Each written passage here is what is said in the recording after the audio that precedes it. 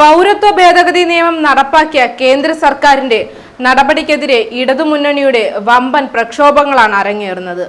പിന്നാലെ CAA ചട്ടം മരവിപ്പിക്കണമെന്നാവശ്യപ്പെട്ട് supreme കോടതിയെ സമീപിക്കാൻ ഒരുങ്ങുകയാണ് മുൻ പ്രതിപക്ഷ നേതാവ് രമേശ് ചെന്നിത്തല.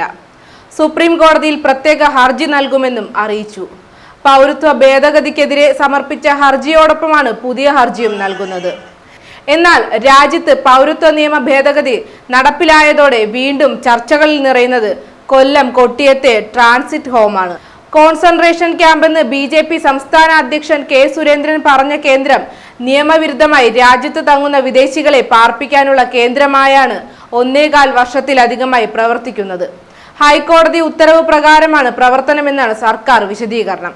CAA വന്നതിന് ശേഷം കേരളത്തിൽ ബംഗ്ലാദേശിൽ നിന്നുള്ള നുഴഞ്ഞുകയറ്റക്കാരെയും മറ്റും പിടിച്ചിടാനുള്ള ക്യാമ്പാണ് കൊല്ലത്ത് തുടങ്ങിയിട്ടുള്ളതെന്നാണ് K. സുരേന്ദ്രൻ പറയുന്നത്.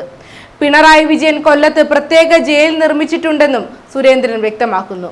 കൊട്ടിയത്ത് നിന്ന് മയ്യനാട്ടേക്കുള്ള റോഡിൽ വാടക കെട്ടിടത്തിലാണ് കേന്ദ്രത്തിന്റെ പ്രവർത്തനം. 2022 നവംബർ അവസാനമായിരുന്നു ഉദ്ഘാടനം. ശിക്ഷാ കാലാവധി കഴിഞ്ഞ് ജയിൽ മോചിതരാകുന്ന വിദേശികൾ, പരോളിലുള്ള വിദേശികൾ, വിസ, പാസ്പോർട്ട് കാലാവധി തീർന്ന ശേഷവും രാജ്യത്ത് തങ്ങുന്നവർ എന്നിവരാണ് താമസക്കാർ. നൈജീരിയൻ പൗരൻ ഉൾപ്പെടെയുള്ളവരുണ്ട് ഇവിടെ താമസക്കാരായി. Home manager, security chief, 3 police ഉദ്യോഗസ്ഥർ എന്നിവരുമുണ്ട്. തൃശൂരിൽ ആഭ്യന്തര വകുപ്പ് തുടങ്ങിയ കേന്ദ്രം പൂട്ടിയതോടെയാണ് പ്രവർത്തനം കൊട്ടിയത്തേക്ക് മാറ്റിയത്. നൈജീരിയൻ സ്വദേശി നൽകിയ ഹർജിയിൽ ഹൈക്കോടതിയാണ് ട്രാൻസിറ്റ് ഹോം ആരംഭിക്കാൻ ഉത്തരവിട്ടത്. എന്നാൽ പൗരത്വ ഭേദഗതിയുമായി ബന്ധപ്പെട്ട് രാജ്യത്ത് ആദ്യം തുറന്ന കോൺസെൻട്രേഷൻ ക്യാമ്പെന്ന നിലയിലാണ് BJP പ്രചാരണം. തിരുവനന്തപുരം വിമാനത്താവളത്തിൽ നിന്നും 60 കിലോമീറ്റർ ദൂരമാണ് ഈ ക്യാമ്പിലേക്കുള്ളത്.